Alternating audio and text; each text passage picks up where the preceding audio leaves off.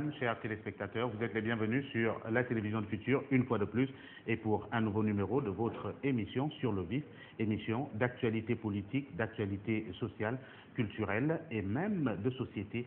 Aujourd'hui, un nouveau plateau qui s'organise, un plateau assez spécial, vous allez comprendre pourquoi. Il s'agit bien entendu de l'interprétation du discours pour l'ouverture de la session parlementaire au niveau du Palais du Peuple, le discours solennel de Guy Zouba Ndama, le président de l'Assemblée nationale. Cela n'arrive pas assez souvent, mais l'occasion s'y prête et l'heure est importante au regard de la densité et de la profondeur des propos du président de l'Assemblée nationale. Ce n'est donc pas, il vaut mieux le préciser, la première fois que depuis son perchoir, il s'adresse directement aux Gabonais. Vous allez comprendre en profondeur cette fois ce qu'il a dit il y a quelques jours, précisément le 3 mars dernier. Sur ce plateau, comme à l'accoutumée, les invités que vous connaissez sans doute, que vous avez déjà vus, mais un nouveau venu, il s'agit, et il est juste assis à ma droite, il s'agit du docteur Télésphore Ondo. Précisons qu'il est docteur en droit public, maître assistant à l'université Omar Bongo de Libreville. À côté de lui, bien entendu, Jonathan Tutumgomo, qu'on ne vous présente plus. Lui, il est docteur en géopolitique et géostratégie, maître assistant CAMES, enseignant également à l'université Omar Bongo. À ses côtés, Pascal Nkoulou, que l'on ne vous présente plus. Lui, il est le président du Bloc démocratique populaire, un parti politique, rappelons-le, appartenant à la majorité émergente et donc du camp du pouvoir. Ce n'est donc pas une honte de le préciser, c'est tout à fait normal. Et enfin, au bout de la table, nous avons Télésphore Obangomo, que vous avez déjà retrouvé une fois ou plusieurs fois sur ce plateau. Il est le directeur de publication du bimensuel Le Verbe d'Ongomo et justement, c'est un journal que tous les Gabonais connaissent du fait de sa droiture. Messieurs, mesdames, merci de nous accorder toujours votre confiance. On va venir sur ce plateau directement avec nos invités. Messieurs, merci d'avoir répondu à cette invitation. Merci. Alors, je le disais à l'entame de cette émission, l'heure est grave, l'heure est importante, l'heure est sérieuse également. Il s'agit de la nation gabonaise qui, vous le savez tous, traverse une crise socio-politique et même économique, on va le dire, depuis 2009. Une situation décriée d'abord depuis 2009 par la classe politique de l'opposition gabonaise, admise finalement par la majorité présidentielle au regard du délitement du tissu social constaté et observable au niveau des différentes communautés de l'ensemble du pays. Messieurs, Guy Zouba Ndama, du haut de son perchoir, a fait un discours mémorable, une fois de plus. Vos avis, d'abord. Télésphore Obangomo. Merci Patrick Serrano. Oui, en effet, nous avons tous suivi le discours du président de l'Assemblée nationale, Guy Zouba Ndama, lors de l'ouverture de la première session parlementaire l'année 2016. C'est un discours clair, limpide, mais c'est surtout un discours qui est l'achèvement d'un ensemble de propos tenus depuis quand même l'avènement d'Ali Bongo Ondimba au pouvoir. On se souvient des petites phrases du président de l'Assemblée nationale lorsqu'il parlait que le Gabon n'a pas commencé en 2009 pour un peu réagir quand on dit ne pas faire du neuf avec du vieux. On se souvient également des propos qu'il a eu à tenir lorsqu'il a parlé de la gestion du Gabon par les agences, en disant que ce n'était pas une bonne chose, ça ne cadrait pas avec l'esprit républicain tel que prévoyaient les lois de la République. Et aujourd'hui, on a sur nos tables de travail le discours très très apprécié, surtout clairvoyant, du président de l'Assemblée nationale qui pose un constat, la situation actuelle du pays à travers dans l'esprit de sa gestion, deux, les rapports, je pense qu'il retrace un peu les rapports entre l'exécutif et le pouvoir législatif. Troisièmement, il propose des perspectives à venir, on va dire, alléchantes, dans la mesure où elles cadrent réellement avec les besoins du moment.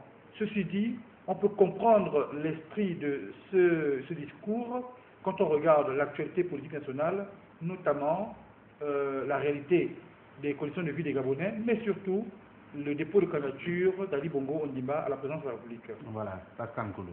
Oui, il faut s'en tenir simplement à la nature de mission de chaque institution de la République. Je pense et je crois que par vocation, l'Assemblée nationale a comme mission principale faire voter les lois, voter l'impôt et en même temps contrôler l'action du gouvernement. Il faut donc dire que cette rentrée parlementaire qui s'inscrit dans le prolongement de ce qu'on va considérer comme étant une fin de mandat pour cette législature, le président de l'Assemblée nationale a certainement voulu essayer de repréciser l'ensemble des missions qui sont dévolues à l'institution qu'il préside. Ce d'autant plus que, comme tout le monde le sait, cette institution est essentiellement composée de parlementaires issus du Parti démocratique gabonais. Ce qui peut mener à penser que c'est une institution, une chambre de résonance. Le président de l'Assemblée, par son discours, a donc fait constater qu'il n'en était rien et qu'ils étaient conscients de cette importante mission qui est celle de représenter le peuple en contrôlant donc l'action du gouvernement. Et c'est dans ce cadre-là qu'il a fait une sorte de rappel de tout ce qu'il a déjà été amené à dénoncer par rapport au gouvernement, mais en même temps par rapport au fait que des situations d'urgence en termes d'attente des populations restent malheureusement jusqu'à présent, je dois dire, insatisfaites, et qu'ensuite il souhaiterait d'aventure que le simple fait d'annoncer ou de déclarer des choses se concrétise par des actions qui permettent au peuple, notamment à la représentation nationale, de mieux justifier le rôle qu'est le leur, c'est-à-dire d'être les porte-voix des populations, parce que c'est d'abord avant tout leur rôle essentiel, si ce n'est fondamental, c'est-à-dire représenter le peuple. Et je pense qu'aujourd'hui, personne ne dirait ou ne peut s'aventurer à dire que les Gabonais sont de manière globale totalement euphoriques par l'environnement, que tout va bien, mais qu'il y a une certaine demande sociale et qu'il faut pouvoir la satisfaire. Donc ce discours est à la fois, pour me résumer, un rappel des missions fondamentales de l'institution, mais également une façon de dire aux populations, au peuple gabonais, que l'Assemblée nationale est au fait de leur réalité et qu'elle n'occulte en rien les exigences fortes sociales du moment, et rappeler à l'exécutif donc son rôle de répondre à cette demande et également aussi de respecter l'institution en veillant à ce que un certain nombre de textes soient transmis à temps pour permettre un examen beaucoup plus approfondi, beaucoup plus sérieux de ces textes, d'autant plus qu'il s'agit du fonctionnement, donc de mettre en mouvement un certain nombre de secteurs de l'État. C'est un des attributs de l'Assemblée et il le leur a rappelé, en souhaitant évidemment que ce rappel, à la fin, puisse permettre au gouvernement d'être un peu plus diligent, d'être plus à même de coller à la réalité. Voilà. C'est donc une attitude qu'il faut impérativement saluer, d'autant plus qu'on a tendance à penser que dans nos pays, les institutions comme l'Assemblée sont les chambres de résonance de l'exécutif. Il vient de démontrer qu'il n'en est rien. Il vient de démontrer le contraire, justement, en prenant sur lui la responsabilité de l'institution dont il a la charge depuis quelques années déjà. Docteur Jonathan Tudungo. Non mais, merci encore de pouvoir nous donner l'occasion de nous exprimer sur un certain nombre de questions importantes par rapport à la vie de notre pays. Ce qu'il faut dire, c'est que nous avons suivi avec attention le discours de M. Guizou Bandama en léger différé dans une des chaînes de télévision nationale, qui a été d'ailleurs diffusée à une heure tardive et qui ne l'a plus jamais été, ce qu'il faut déjà relever. C'était fait à dessein, vous pensez? Je ne sais pas si c'était fait à dessein, mais plusieurs Gabonais n'ont pas suivi ces discours-là parce qu'il a été... D'où l'intérêt aujourd'hui de l'interpréter avec vous. L'autre chose à relever, c'est lorsque M. Pascal Nkoulou dit que le président de l'Assemblée nationale a voulu relever ici, a voulu rappeler au gouvernement le rôle de l'Assemblée et le rôle de ce gouvernement pour qu'il soit un peu plus dirigeant. Non, je pense que M. Nkoulou pense que on est dans une espèce d'intemporalité, c'est-à-dire le temps ne s'écoule pas. Mais j'ai envie de rappeler que nous sommes à la fin du mandat, du président de la République. Il ne reste que 6 mois. Et qui dit la fin du mandat du président de la République dit la fin du mandat de son gouvernement. Et donc, nous sommes à la fin de la présente législature, et M. Guizou Bandama l'a rappelé. Donc ce discours ne peut pas être interprété comme une invite au gouvernement d'être plus diligent, si tant est que tout le monde sait que ce gouvernement le bilan qui est le sien est peu reluisant. Et donc, il n'y a plus grand-chose à attendre de ce gouvernement. Un gouvernement à qui il reste 6 mois ne peut pas réaliser en ces 6 mois ce qu'il n'a pas pu réaliser en 6 ans. Ne faisons pas dans la langue de bois. Ce qu'il faut dire, c'est que le discours, de mon point de vue, de M. Guy Zoumandama, me semble tout à fait un discours de rupture. Un discours de rupture parce que lorsqu'on appartient à un système et qu'on passe ce système au vitriol comme il a fait, qu'on dénonce, qu'on identifie les maux de ce système, qu'on pense même que le système, ou bien ceux qui ont en charge aujourd'hui la gestion des affaires publiques, font beaucoup plus dans la communication que dans l'action. C'est ce qui est bien contenu dans le discours de Guy Zoumandama qui est déposé sur nos tables. À ce niveau, il faut penser que l'heure est grave. Mais moi, je me dis, M. Guy Zoumandama, tout le monde connaît, c'est une personnalité assez pondérée, qui connaît le poids des mots, qui connaît le poids des phrases. Et lorsque ce discours a été rédigé, je pense qu'il a mesuré le poids de chaque mot, le poids de chaque phrase. Et lorsqu'il prononce des phrases qu'il a eu à prononcer lors de cette allocution, il faut donc comprendre que l'heure est assez grave. Et je le dis pourquoi? Parce qu'on a vu au niveau de l'Afrique un certain nombre de personnalités, lorsqu'elles ont prononcé un certain nombre d'allocutions, dans la foulée, ces personnalités ont été amenées à démissionner. Et je pense que pour M. Guy Zoumandama, on s'attend à ce qu'il tire les conséquences politiques de son discours. Il y a 3 voies possibles. La première voie possible, c'est qu'on ne peut pas prononcer un tel discours sans qu'on en tire les conséquences. La première conséquence, c'est que soit on démissionne du système auquel on appartient et dont on dénonce aujourd'hui les méfaits. C'est ce que Oguligende avait fait en 1992 et je pense que c'est ce que Guy Zoumandama peut être amené à faire, soit démissionner du PDG, donc de l'Assemblée nationale, soit une autre voie, c'est-à-dire j'ai dénoncé les mots, je propose quelque chose d'autre, et donc on peut s'attendre à ce que Guy Zoumandama présente sa candidature à la prochaine élection présidentielle, ou à défaut, s'il ne fait pas dans les deux, ça veut dire qu'il a voulu peut-être jouer les enchères pour peut-être sauver sa carrière politique au cas où Ali Bongo se maintiendrait au pouvoir. Voilà les 3 clés de lecture que moi je peux avoir du discours de Guy Zoumandama.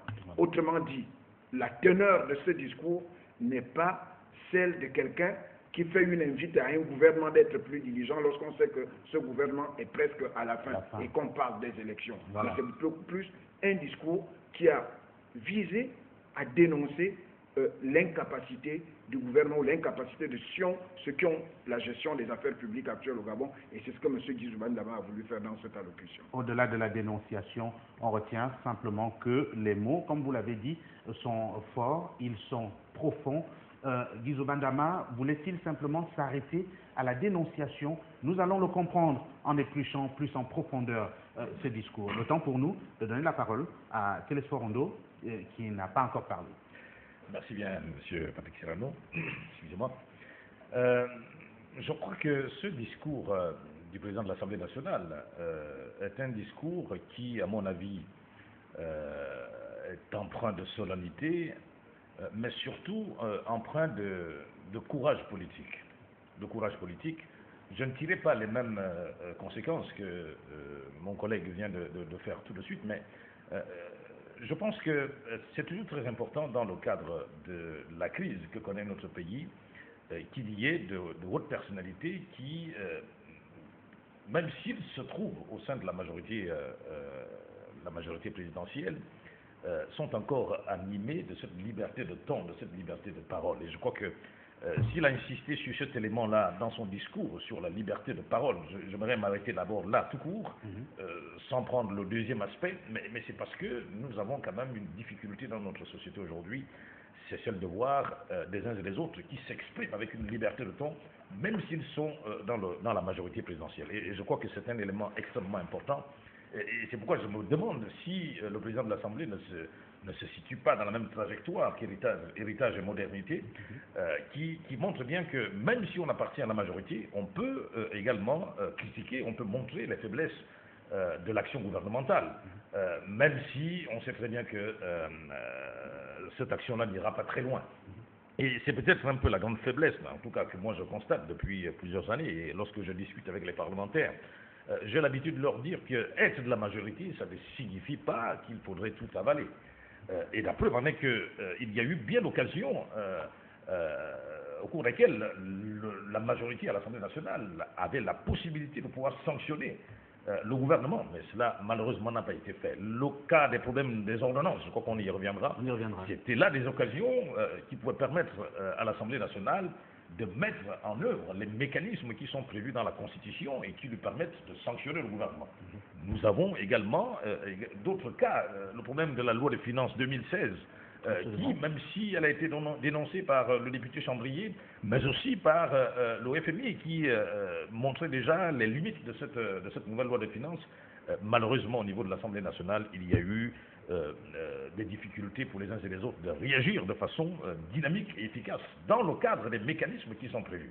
Voilà, donc je pense que je préférerais me limiter à ce niveau-là que peut-être que ce discours du président de l'Assemblée nationale est un discours qui va dans le sens de quelqu'un qui maintient une liberté de ton au sein de la majorité, mais qui peut-être n'ira pas jusqu'à tirer les conséquences qu'évoquait mon collègue tout à l'heure. Voilà, on le saura dans les jours à venir. Dans tous les cas, on note effectivement le caractère profond. On insiste sur la question au regard des termes utilisés par le président de l'Assemblée nationale, Guizou Bandama. Nous allons parler de la sacralité de la parole et il a insisté sur la question. Je vous prends un extrait de ce discours. Lorsqu'il dit « La parole censée engager l'honneur et la dignité de l'homme politique devient entre certaines lèvres une forme de fanfaronnade, ventilateur des farces à mauvais goût qui abuse de la patience, mais surtout d'une certaine forme de crédulité d'une partie du peuple.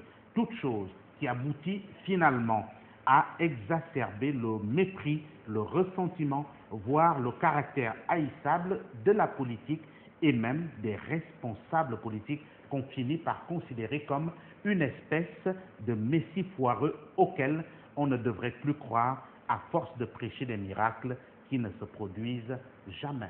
Mais c'est quand même fort. Moi, je pense que c'est assez fort et un tel ton n'est pas de nature à vouloir promouvoir la réconciliation parmi ceux qui ont en charge la gestion des affaires du pays. Et je vous faisais une note d'histoire tout à l'heure en disant que la plupart du temps, lorsque les personnalités en Afrique ont prononcé ce genre de mots, finalement ces personnalités ont fini toujours par s'opposer à leur propre système. Je prends le cas le plus récent de le président de la République actuelle du Burkina Faso, M. Marc Kaboré, qui avait eu à peu près les mêmes mots lors qu'il était président de l'Assemblée, à l'époque du président Blaise Compaoré, qui a fini par tirer les conséquences politiques en démissionnant donc de son poste de président de l'Assemblée, en démissionnant du parti de M. Compaoré. On a le cas donc de Sankara, que j'ai donné tout à l'heure, lorsqu'il a démissionné du gouvernement en tant que Premier ministre du commandant Jean-Baptiste Raoult, avant son coup d'État en 1983. Nous avons donc un certain nombre d'exemples comme ça, et le cas le plus récent, je l'ai dit, c'est le cas de M. Bouligene en 1992 au Gabon. Donc je pense que M. Guizouba et M. Ngomo l'a dit tout à l'heure, Guizouba nous a habitués à des petites phrases comme ça, lancées de manière laconique. Il avait déjà reconnu que le Gabon n'était pas créé en 2009 pour faire face à ce que croyaient les émergents. Il avait déjà dit qu'il fallait écouter le peuple. Il avait déjà repoussé, sinon dénoncé la politique des agences qui n'étaient pas responsables devant le Parlement, et qui n'étaient pas sous le contrôle du Parlement. Qui n'étaient pas sous le contrôle du Parlement. Mais aujourd'hui, ce ne sont plus des simples mots lancés de manière laconique, c'est plutôt un discours construit sur des exemples précis et acquis et avec des destinataires précis. Il s'adresse bien aux gens qui ont en charge aujourd'hui la gestion du pouvoir et à qui il reproche de ne faire plus que dans la communication que dans l'action. Et je pense que en tant que géopolitologue, alors que mon collègue, lui, il est juriste, et il y a un habillage politique que moi je détecte, et je me dis ce genre de discours ne peut pas rester sans conséquences politiques. Et c'est en cela que j'émets des appréhensions quant au jour qui arrive au niveau peut-être de la formation politique qui est celle de M. Guizou Bandama, notamment le Parti démocratique gabonais, dont on sait qu'elle se rendrait à un congrès d'ici le 12 mars prochain. D'ici le 12 mars prochain pour adouber ou pas la candidature d'Ali Bongo Ondimba. Voilà, même si évidemment cette candidature à la présidentielle semble aujourd'hui être une véritable épine dans le pied du chef de l'exécutif qui finalement n'a pas encore, rappelons-le, réglé les problèmes qui le poursuivent depuis 2009, justement la situation liée à son état civil. Pascal Nkolo. Oui, donc je voulais quand même tout de même commettre un bémol. Vous savez, M. Guy Zouba Ndama n'en suit pas de son propre chef. Guy Zouba Ndama est le président de l'Assemblée nationale. Absolument. Je n'entre pas dans le détail de comment cette institution fonctionne, mais je pense tout de même qu'avant une telle déclaration, il y a ce qu'ils appellent la réunion des présidents. C'est un discours que la représentation nationale assume. Et je suis en train de m'interroger à écouter l'orientation que donne M. Jonathan Toutoum de la déclaration du président de l'Assemblée nationale, comme si c'était un fait personnel. Et il voit les choses en noir à la limite. Il projette une implosion du PDG, toute chose qui n'est peut-être pas à exclure. Est-ce que c'est lui qui projette ou bien les faits démontrent qu'il pourrait y avoir une implosion, justement? Aucun fait ne démontre. M. Guy Zouba Ndama, ou la représentation nationale, s'est exprimé. Je crois que ce discours, il faut le mettre à l'actif de tous les députés. Parce que je ne pense pas que Guy Zouba Ndama prendrait sur lui de faire une déclaration dans laquelle les autres parlementaires ne se reconnaîtraient pas. Alors, on retient que même les petites phrases de Guy Zouba Ndama depuis sont le fait d'une concertation avec les autres députés. J'imagine que ça fonctionne comme ça, parce que sinon, il serait lui-même en opposition à ce qu'il souhaite présenter comme étant le modèle idéal en ce qui concerne la gouvernance des pays. Que tout ceci renvoie tout de même au principe de démocratie. Donc je pense que c'est dans cet esprit. Mais ce que je voulais souligner, c'est quand même qu'il faut qu'on tienne compte de la nature de cette institution. C'est la représentation du peuple national. Et je ne pense pas que le fait... Enfin, qu'est-ce qu'on peut attendre d'autre de l'Assemblée nationale, si ce n'est de mettre les responsables de l'exécutif face à leurs responsabilités? Est-ce que le fait de le dire renvoie au scénario apocalyptique que décrit M. Jonathan Toutoum, ou tout ceux qui voient Guy Zouba Ndama en train d'aller vers une candidature à l'élection provinciale? Et ensuite, je pense aujourd'hui, un peu comme l'a dit M. Télésphore, que nous vivons là quand même un fait particulier dans un pays où tout le monde a pratiquement conclu sur le fait que l'Assemblée nationale était une somme de résonance pour l'exécutif. Nous notons heureusement qu'il n'en est rien. Et M. Guy Zouba Ndama rappelle que, hormis la solidarité du fait partisan, il y a quand même la responsabilité de l'institution qui doit être mise en avant. Et c'est ce qu'il a fait. Je crois que c'était un acte qu'il faut saluer. C'est-à-dire que, quelles que soient les formes dans lesquelles on peut être, qu'on soit en majorité absolue ou qu'on soit en majorité relative, ça n'occulte en rien les missions premières de l'Assemblée nationale. Ce qui m'aurait, moi, particulièrement gêné, c'est que par rapport à cette situation sociale que les uns et les autres décrivent, par rapport aux situations politiques que l'on vit ici et là, que la représentation nationale se soit allée à faire un discours, j'allais dire d'adoubement, comme ça de l'exécutif. Ça m'aurait gêné. Or là, nous avons effectivement une interpellation forte pour que l'exécutif, même s'il reste 6 mois, et que ça ne sert pas seulement cet exécutif-là, il faut pouvoir se projeter pour dire dorénavant que tout ce qui s'annonce ici et là comme discours, tout ce qui s'annonce là comme promesse politique doit maintenant avoir un contenu une fois que les gens ont les possibilités de concrétiser leurs promesses. Je crois que c'est une interpellation qui est même faite à l'ensemble de la classe politique. Parce qu'aujourd'hui, ce à quoi on a habitué les Gabonais, c'est aux grandes déclarations. Mais évidemment, il n'y a jamais eu le Sud. Mais ça n'engage pas seulement l'exécutif, ça engage à la limite même l'éthique que doivent observer tous les hommes politiques de notre pays. L'éthique politique, on va y arriver justement. Oui, je voulais simplement terminer. La question. Je voulais rapidement terminer. Voilà. Pour dire qu'aujourd'hui, l'orientation que l'Assemblée nationale donne à l'ensemble des politiques me semble, à ce qui me semble, rejoint un tout petit peu les observations formulées par Mme Bonso il y a quelque temps. Quand il faut assainir, il faut permettre que la visibilité et le discours politique soient en fait des repères qu'on offre aux citoyens pour savoir par rapport à quoi ils se situent.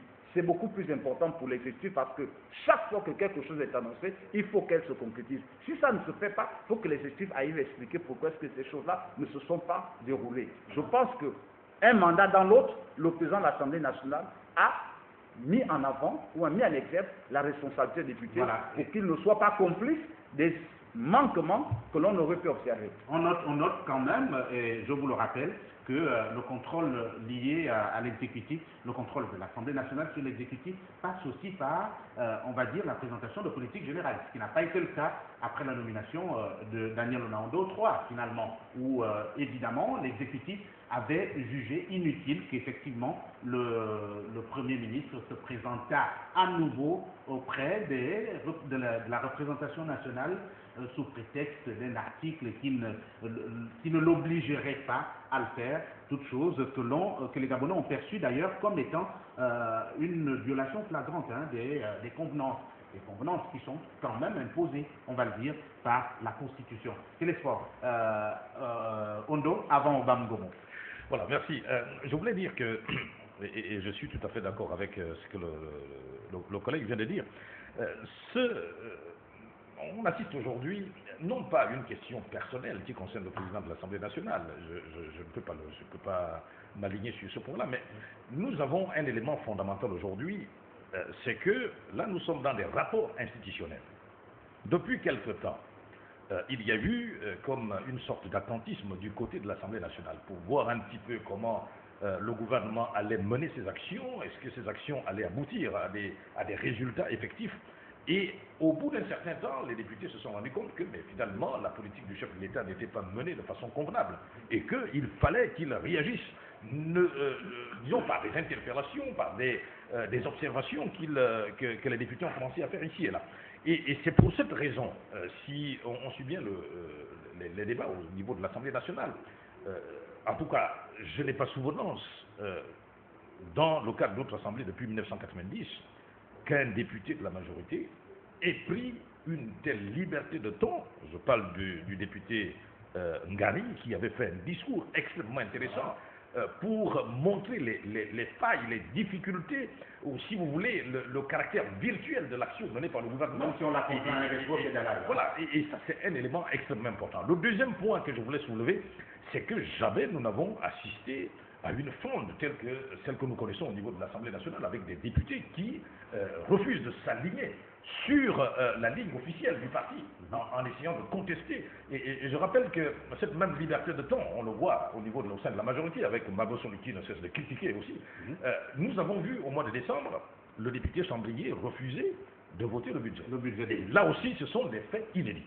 Alors, ce que moi je retiens, c'est qu'il y a une liberté de ton qui s'exerce maintenant du côté de la majorité et que les députés se disent que nous avons des possibilités, nous avons des instruments juridiques, des mécanismes politiques qui nous permettent d'intervenir, d'interpeller le gouvernement, même si je sais, et je le sais pertinemment, que là, ce sont juste des mécanismes d'interpellation politique, etc. Mais ça ne va jamais aboutir à ce qu'on renverse le gouvernement. Et pourtant, cette possibilité est là. L'autre élément, c'est qu'on constate que le gouvernement, sachant très bien qu'au niveau de l'Assemblée nationale, il y a maintenant des députés qui décident de contrôler, qui décident de ne plus voter les yeux fermés, eh bien, il y a comme une politique d'évitement, c'est ce que nous avons vu avec le gouvernement Onaondo qui a refusé. Moi, j'ai fait un papier sur ça. On dit, voilà, Onaondo avait normalement l'obligation politique de se présenter devant l'Assemblée nationale. Et ça n'a pas été fait parce qu'il y a la crainte justement de ces députés de frondeurs. Et c'est justement à ça que nous assistons aujourd'hui, c'est que les parlementaires, voulant maintenant être un peu plus tatillons sur les contrôles, le gouvernement utilise aujourd'hui aussi la voie des ordonnances.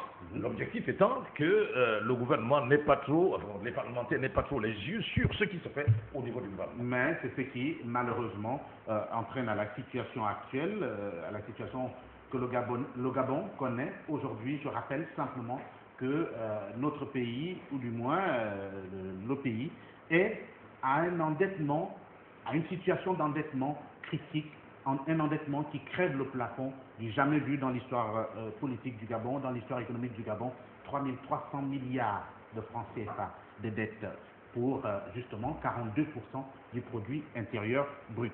Cela est impensable. Télésphore Bangomo, revenons justement sur la dignité de la parole de l'homme politique.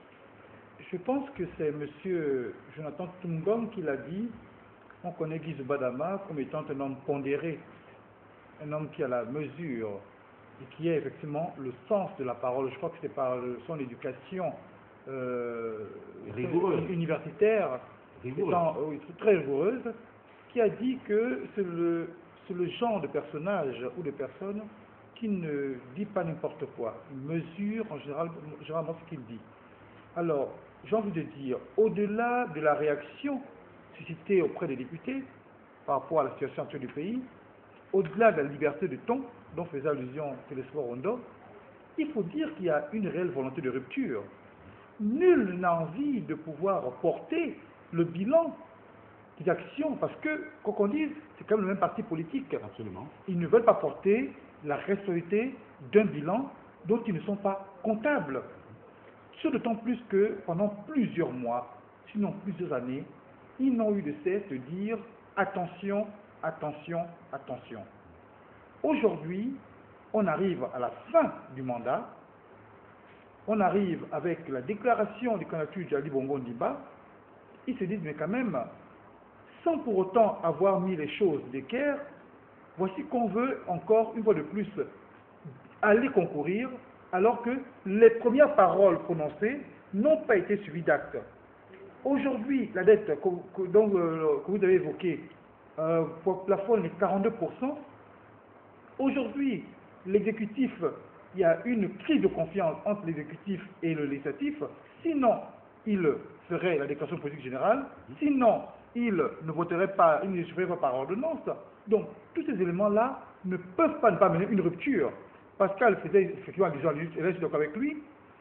Le discours ne se dit pas Guy Badama, il est effectivement, il concerne tous les parlementaires parce qu'il n'a pas des présidents du Parlement. C'est une très bonne chose, ça veut dire que des présidents des chambres du Parlement. Ça veut dire alors quoi? Ça veut dire que c'est quand même une grande partie des parlementaires qui sont contre l'action de l'exécutif, qui ne veulent pas porter la responsabilité de l'action de l'exécutif, même si on est du même parti. Donc pour moi, je confirme qu'il y a une volonté de rupture, que chacun porte la croix qui est la sienne. Et on ne peut pas s'attendre, on ne peut pas rester effectivement, quand on est un peu habile sur le plan politique, croire un seul instant que ces mots, ces paroles prononcées ne seront pas suivies d'actions plus concrètes. Nous vivons quand même dans le Gabon, nous connaissons un tout petit peu la température actuelle, la situation actuelle au sein de la majorité. C'est une majorité explosive. Pascal Koulou ne peut pas le nier. Il ne doit pas refuser de voir la vérité en face. C'est une réalité que tout le monde constate et apprécie à sa juste valeur. Je crois qu'au-delà de ce simple discours, Guy Badama voulait aussi exprimer une volonté de rupture quand même. C'est vrai que les mots ne le disent pas très clairement, mais je pense que le temps fera son bout de chemin et nous serons plus édifiés sur cette question-là. Voilà, la question de loyauté, la question de confiance, de la parole de l'homme politique, de la parole en règle générale. On a noté également cette traduction de l'exaspération du législatif sur la question liée aux ordonnances. On se souvient que la Cour constitutionnelle s'était vertement prononcée sur la question. On a noté que Guy Badama précisait qu'effectivement, il n'est pas possible de pouvoir être mis devant le fait accompli, parce que c'est de cela dont il est question à chaque fois que les ordonnances ont été prises. D'ailleurs, parlons de celle du 15 août 2015, qui leur avait été présentée et pour laquelle les députés devaient se prononcer. Guy Badama, en revenant sur la question, pose là le problème de risque que prennent les membres du gouvernement, ou du moins l'exécutif, en voulant faire passer une ordonnance qui aurait pu aujourd'hui, par exemple, poser de graves problèmes. Je pense que nous avons à nos côtés la présence de mon collègue Télésphore Rondo, qui est très à l'aise sur cette question liée aux réalités juridiques de la question des ordonnances. Mais j'ai envie de dire que finalement, je rappelle qu'il nous reste 15 minutes. Oui, j'ai envie de dire que finalement, je veux bien qu'on mette dans l'assiette le fait que Guy Badama s'exprime au nom de tous les députés, mais cela révèle quoi? Cela révèle donc la crise de confiance qu'il y a en ce fin de mandat entre l'exécutif et la représentation nationale. Du coup, on est devant une situation confuse. On est devant une société de plus de confiance, mais de défiance entre les deux institutions. Et du coup, le général de Gaulle disait que ce sont les symboles qui déterminent la politique d'une nation. Lorsque moi je regarde des éléments politiques, des éléments de langage, lorsque par exemple Ali Bongo annonce sa candidature et que on réunit nuitamment le comité permanent et que finalement on réunit aussi dans la même nuit le bureau politique, mais qu'on remarque l'absence du président de l'Assemblée nationale, qui est quand même un des poids lourds de cette majorité, qui est quand même un des poids lourds de ce parti politique. Moi, je n'interprète pas ça autre que étant de la rupture. Et donc, du coup, je pense que politiquement, ce que le président de l'Assemblée vient dénoncer au nom de ses collègues et en son nom propre au niveau de l'Assemblée, comme étant un manque de confiance, ce qui justifie le fait que le gouvernement veuille à chaque fois légiférer par ordonnance, même en situation de non-urgence, et donc une matérialisation de la crise de confiance qui règne aujourd'hui en cette fin de mandat entre d'un côté l'exécutif et le législatif. Oui, c'est ce que je disais, qu'il y a comme une politique d'évitement, puisque le gouvernement sait très bien qu'il ne peut plus trop compter sur sa majorité à l'Assemblée nationale. Et là, il est obligé d'utiliser les subterfuges. Mais il y a des conséquences. Bien entendu qu'il y a des conséquences, puisque ce que nous voyons, c'est que malheureusement, il y a non seulement une violation de la Constitution, de l'article 52, qui prévoit quand même les conditions qu'il faudrait pour prendre une ordonnance. Et ces conditions sont simples, c'est-à-dire il faut une urgence. Et je crois que le président de l'Assemblée nationale a bien défini l'urgence, c'est-à-dire que le gouvernement soit obligé d'agir au risque d'un péril imminent. C'est ce qu'il a dit. Je crois que là, c'est un élément important. Ensuite, il faudrait que ces décisions soient prises pendant l'intercession parlementaire. Mais malheureusement, depuis ce septembre qui est vers la fin, nous avons vu le gouvernement prendre des ordonnances pendant que l'Assemblée nationale siégeait, en violation complète de la Constitution et de l'article 50. Et qu'il n'est que quelques jours pour pouvoir se prononcer. Tout à fait. Là où je suis d'accord avec M. Jonathan Toutoum, c'est qu'il faudrait tirer les conséquences de tout ceci. C'est-à-dire, il n'y a plus de confiance entre l'Assemblée nationale et le gouvernement.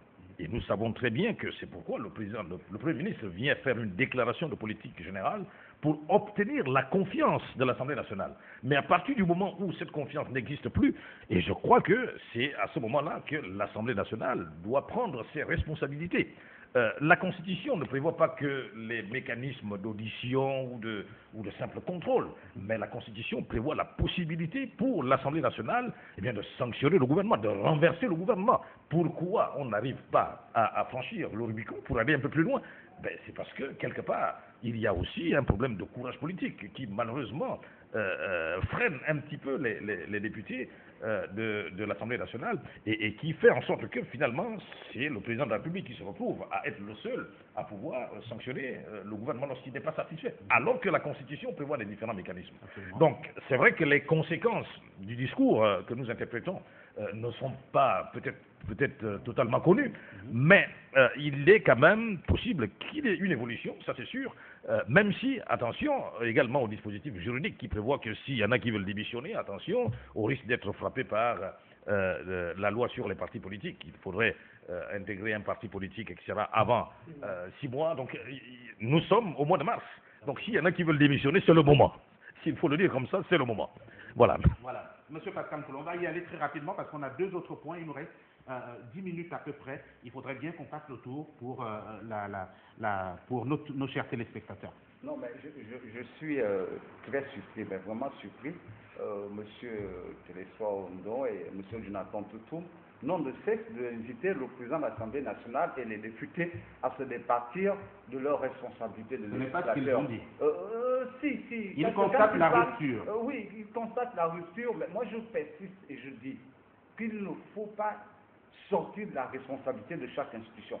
L'Assemblée nationale est un censeur. Vous l'avez déjà dit. Et oui, donc c'est un censeur. Poursuivez. On ne peut donc pas s'attendre à ce que celui qui doit sanctionner ou censurer votre travail fasse autre chose que cela. Bon, de 2, et ensuite, les différents mises en relief dans le discours du président de l'Assemblée nationale ne sont autre chose que le constat de ce que le gouvernement ne fait pas.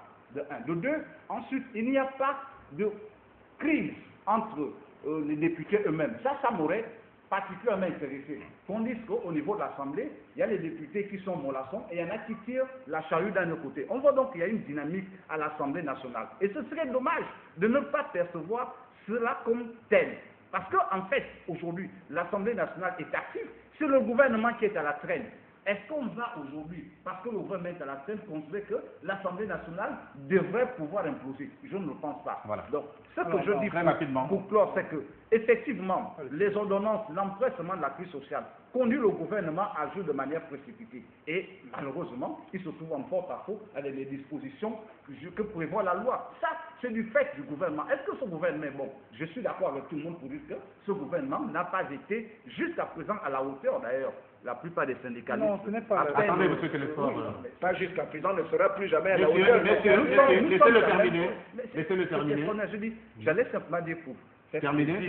Je n'attends qu'aujourd'hui, la la plupart des syndicalistes appellent ce gouvernement, on adore. Pour synthétiser, c'est-à-dire pour résumer l'attitude de ce gouvernement, ils disent on adore. On adore. Donc, c'est cela. Et aujourd'hui, l'Assemblée nationale demande qu'il y ait une meilleure dynamique au niveau de l'exécutif. D'accord, meilleure dynamique, attendez monsieur Télésphore Obamgomo, meilleure dynamique au niveau du gouvernement, je vous reprends un peu, vous dites, lorsqu'on est censeur, on n'a pas un autre travail à faire que le travail de censure. On le note bien, mais il y a, et là je reprends Jonathan Tutumgom qui dit qu'il y a des symboles en toute chose.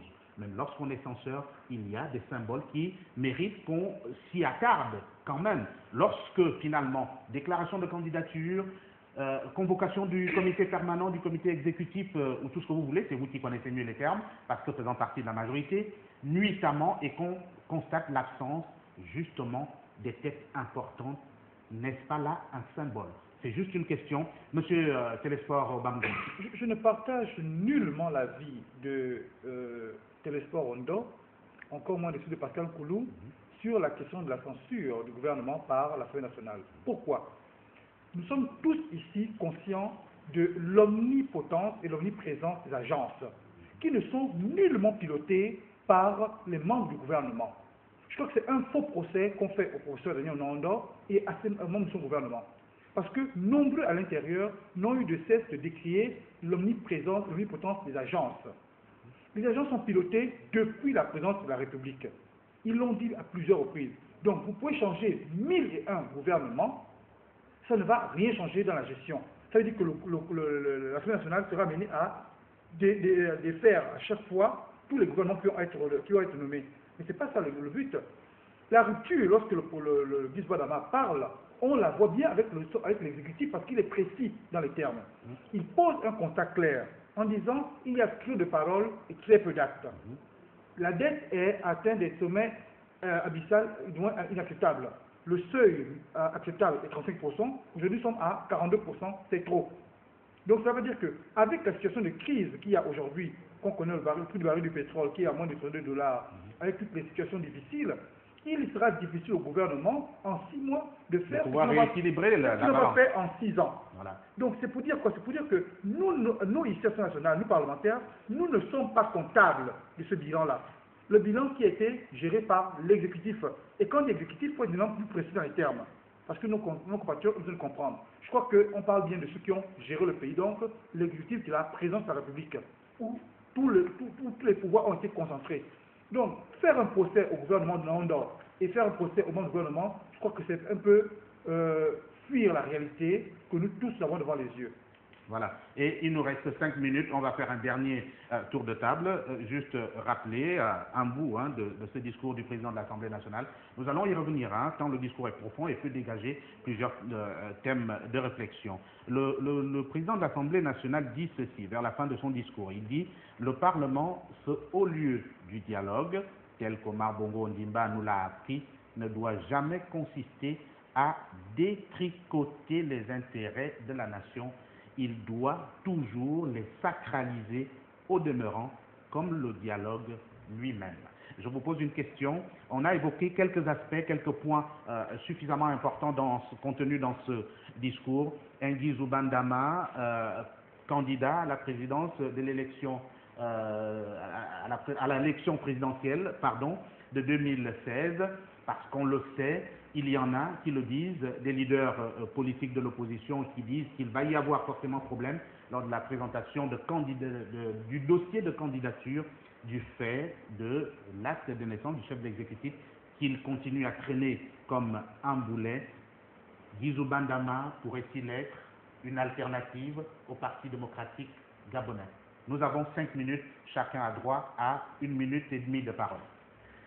Voilà, moi je dirais que, comme je l'ai dit tout à l'heure, que pour ma part, le discours que vient de tenir le président de l'Assemblée nationale, ce discours, pour le moment, ne me permet pas de conclure que le président de l'Assemblée va franchir le Rubicon en démissionnant et en décidant de se porter candidat à la prochaine élection présidentielle. Peut-être que mon analyse peut être faussée par l'évolution peut-être de ce qu'on va voir au niveau du Congrès. Au niveau du Congrès. Mais pour le moment, moi je persiste et je le dis que le président de l'Assemblée maintient cette rupture, notamment au niveau de la liberté de ton, et qui montre justement ces frictions que nous avons vues depuis très longtemps entre le gouvernement et l'Assemblée nationale, le premier ne prenant pas suffisamment en compte ce que le second lui a toujours dit, notamment concernant l'amélioration de la situation de la population, donc la situation comment dire, le niveau de vie des populations. Et ce que je voulais quand même dire, c'est que nous sommes dans le cadre institutionnel. L'Assemblée nationale, le gouvernement dérive de la majorité à l'Assemblée nationale. Donc les institutions sont liées. On ne peut pas les dissocier, notamment dans le cadre du bilan qu'il y a à faire. Les uns agissent, les autres sont censés contrôler, y compris sanctionner. Et je me répète que la sanction, elle est prévue par la Constitution. C'est-à-dire à partir du moment où on constate que les intérêts du peuple ne sont pas suffisamment respectés ou ne sont pas suffisamment pris en compte, l'Assemblée nationale, d'après la Constitution, a la possibilité de renverser le gouvernement et de demander au président de nommer un autre gouvernement. Donc, qu'on reste sur les discours, c'est bien. Mais je crois qu'on peut aller plus loin dans le cadre du renforcement de notre démocratie. Ça s'est arrivé ailleurs, où une majorité a renversé son propre gouvernement pour permettre à ce qu'il y ait plus d'efficacité. Et moi, je pense que c'est à ce niveau qu'il y a des difficultés. Voilà, c'est votre avis qu'il convient absolument de prendre en compte. Monsieur Jonathan Totumboum. Non, mais je pense que... On va essayer de gérer les dernières minutes. Je pense qu'en politique, il n'y a pas de déterminisme. On ne peut pas dire que au sortir de son discours à l'Assemblée nationale, que M. Guizou Bandama se positionne en rempart pour être candidat à la prochaine élection présidentielle. Mais lui qui lit la parole à l'acte, il avait déjà dit que si Ali Bongo est candidat, il le soutiendra. Et il vient aussi de prononcer un discours où il pense que l'équipe gouvernante actuelle a beaucoup plus brillé par la parole, par la chatte que par l'action. Donc du coup, seul Guizou Bandama détient son avenir politique entre les mains. Ou il franchit le Rubicon, c'est-à-dire en ne démissionnant pas du PDG, mais tout en violant l'article 29 des statuts du PDG qui consacre le président du parti et qui est président de la République en exercice comme étant le candidat naturel. Il est libre de violer l'article 29 des statuts du PDG, tout comme il peut se dire que bon, il a fait ce que Télésphore a décrit tout à l'heure, c'est-à-dire il ne s'est arrêté qu'au stade d'intention, de rupture, et que les institutions étant liées, il n'a joué que son rôle. Mais l'expérience nous fait dire que lorsqu'on a prononcé un tel discours, lorsqu'on a passé au vitriol son propre système, il faut absolument tirer les conséquences politiques de son allocution. Absolument. Pascal Toulou, nous allons essayer de gérer le temps. Hein, je vais simplement mettre en évidence, puisque nous sommes là en train de dire ce que tel aurait dit devrait conduire à tel autre comportement. Je crois que M. Guizou Bandama avait fait une excellente mise au point suite à un certain nombre d'articles dans les journaux qu'il annonçait comme partant ou s'opposant à l'actuel président de l'exécutif. Il avait clairement dit ceci, que tant qu'Ali Bongo est chef d'État, et si ce dernier met le vœu de se représenter, il le soutiendra. Je crois que jusqu'à présent, Guizou Bandama n'a rien dit de tel, de manière personnelle par rapport, n'a rien dit d'autre, au contraire à ce qu'il avait dit sur un plan personnel par rapport à la candidature du président actuel.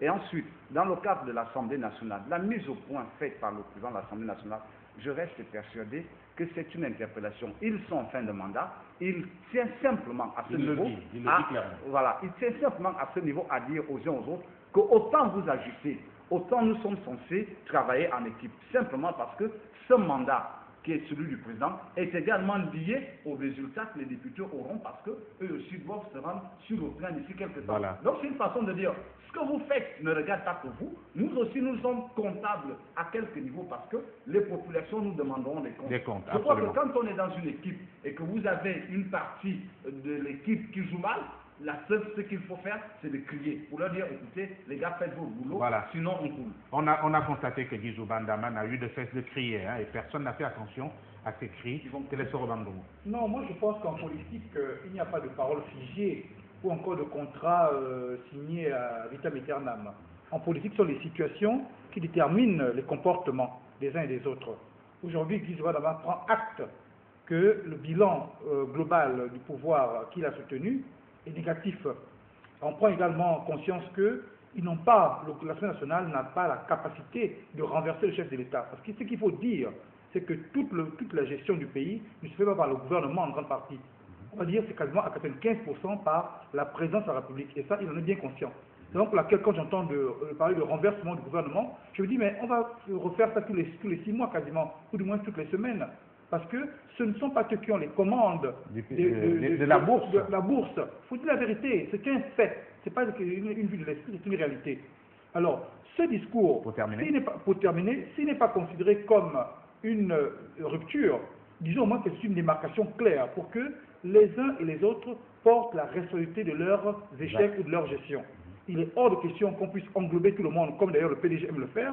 On veut noyer tout le monde dans la masse, alors qu'il y a bien des responsabilités dans le constat fait de la mauvaise gestion du pays. Il y a ceux qui dirigent et il y a ceux qui sont là pour accompagner. Et ceux qui accompagnent estiment qu'aujourd'hui, ils ont trop accompagné, maintenant, il faut dire des choses telles qu'elles doivent dire. Voilà. Et on ne peut pas exclure la situation administrative du chef de l'État. C'est pourquoi aujourd'hui, Guizou Bandama, parmi toutes les, on va dire, la panoplie de cadres de haut vol qu'il y a au PDG, aujourd'hui, il représente quand même une alternative crédible du fait de par son expérience, sa maîtrise de la maison et sans compter également les soutiens qu'il y a de partout. Rappelons-le, si tant est que le mouvement H&M est de connivence avec lui, du moins c'est cela que par l'esprit et la pensée, il n'y a pas de raison qui pourrait empêcher à M. Guizou Bandama de se présenter sur le compte du PDG. Voilà. Guizou Voilà, Bandama, des gens messieurs, qui pensent à le comment- débat est terminé. Le débat est terminé. Le débat est terminé, Pascal monsieur Pascal Koulou. Koulou.